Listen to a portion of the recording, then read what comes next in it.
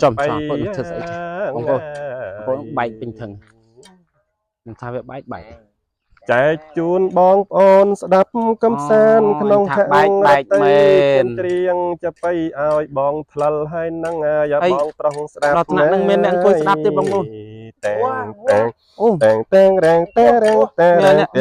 ទាំងលែនទាំងលែនទាំងលែនទាំងលែនទាំងលែនទាំងលែនទាំងលែនទាំងលែនទាំងលែនទាំងលែន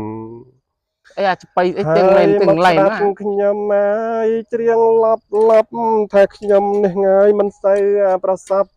ច្រៀងដូចឈួតដូចឡប់តែពួកគេបាញ់នេះមកស្ដាប់អញធ្វើស្អីតែងតែរាំងទាំងលែនទាំងលែនទាំងលែនទាំងលែនអូព្រមមែនណា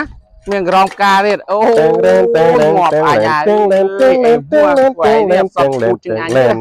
អញរត់នឹងឃើញនេះ ខ្ញុំនឹងច្រៀងរៀបរាប់អំពីកិច្ចការងារសពថ្ងៃធ្វើការហាលក្តៅសែនរញ៉េរញ៉ៃមកច្រៀងចាប់បីអើយបងប្អូនស្ដាប់ណាអើយ គួយស្ដាប់អូយលោកព្រះតែងអូក្រមការគេដល់ឲ្យញាក់សាច់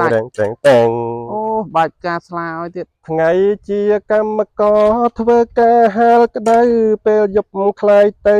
ជាលោកសេដ្ឋី ពេលយប់ខ្លាយទៅជាលោកសេដ្ឋីលុះដល់ពេលថ្ងៃកម្មករដដែលតែងតែរែងតែរែងតែរែងតែរែងតែរែងតែងតែងប្រាំងប្រាំងសូមអរគុណ អូខេ